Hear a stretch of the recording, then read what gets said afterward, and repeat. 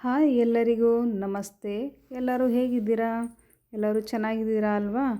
ಬನ್ನಿ ಹಾಗಾದರೆ ಇವತ್ತಿನ ಬ್ಲಾಗ್ ಸ್ಟಾರ್ಟ್ ಮಾಡೋಣ.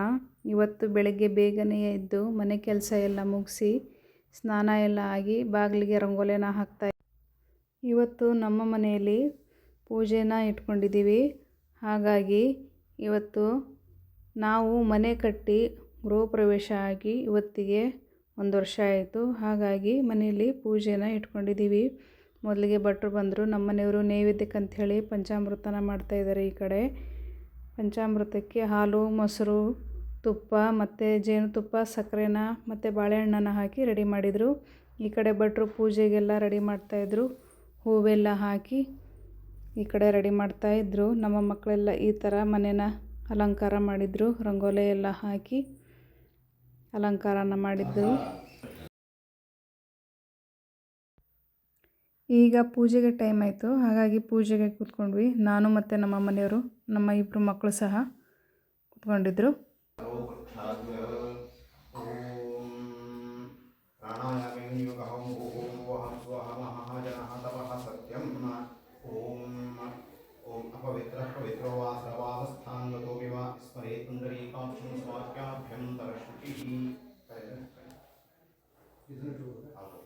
ಮೊದಲಿಗೆ ಶುದ್ಧಿಯನ್ನು ಮಾಡಿಸ್ತಾ ಇದ್ದಾರೆ. ಪೂಜೆಯನ್ನು ಸ್ಟಾರ್ಟ್ ಮಾಡಿದ್ದಾರೆ. ಭಾರತವರ್ಷೆ ಮಹಾಮೇರೋಃ ಶುಭದಕ್ಷಿಣತೀರೆ ಗೋಕರ್ಣಮಂಡಲೆ ಗೋರಾಷ್ಟ್ರದೇಶೆ ಭಾಸ್ಕರಕ್ಷೇತ್ರೆ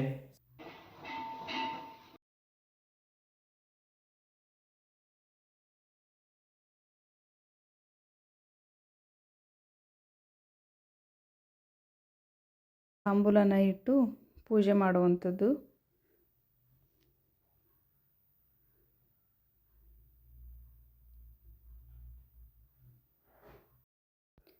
ಫ್ರೆಂಡ್ಸ್, ನೀವೇನಾದರೂ ಈ ವಿಡಿಯೋನ ಮೊದಲನೇ ಸಲ ನೋಡ್ತಾ ಇದ್ದರೆ ಮೊದಲು ಚಾನಲ್ನ ಸಬ್ಸ್ಕ್ರೈಬ್ ಮಾಡ್ಕೊಳ್ಳಿ. ಹಾಗೆ ಲೈಕ್ ಮಾಡಿ, ಶೇರ್ ಮಾಡಿ.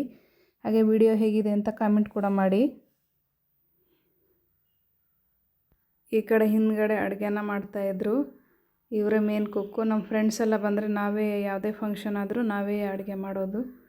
ಊಟಕ್ಕೆ, ಮಧ್ಯಾಹ್ನದ ಊಟಕ್ಕೆ ಗೋಧಿ ಪಾಯಸ, ಪಲಾವು, ಅನ್ನ ಸಾರು ಮತ್ತು ಕಾಳು ಪಲ್ಯ, ಕೋಸಂಬರಿ ಮತ್ತು ಉಪ್ಪಿನಕಾಯಿ, ಹಪ್ಪಳ ಮತ್ತು ಬಜ್ಜಿಯನ್ನು ಮಾಡಿದ್ವಿ. ಎಲ್ಲರೂ ಸೇರಿ ಈಗ ಬಜ್ಜಿಯನ್ನು ಮಾಡ್ತಾಯಿದ್ದಾರೆ.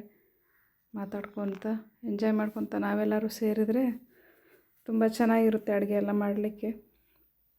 ಯಾರದೇ ಮನೇಲಿ ಫಂಕ್ಷನ್ ಆದರೂ ನಾವೇ ಎಲ್ಲರೂ ಸೇರಿ ಅಡುಗೆ ಮಾಡುವಂಥದ್ದು. ಮತ್ತು ಇದರಲ್ಲಿ ನಮ್ಮ 2 ಫ್ರೆಂಡ್ಸು ಮಿಸ್ಸಿಂಗ್ ಇದ್ದಾರೆ.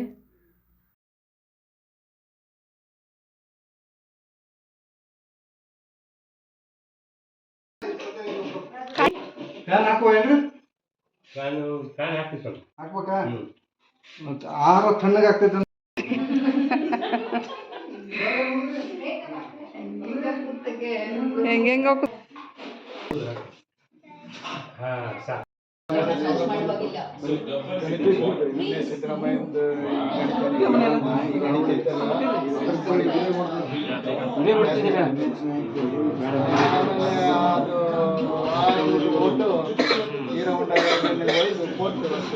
ಆಮೇಲೆ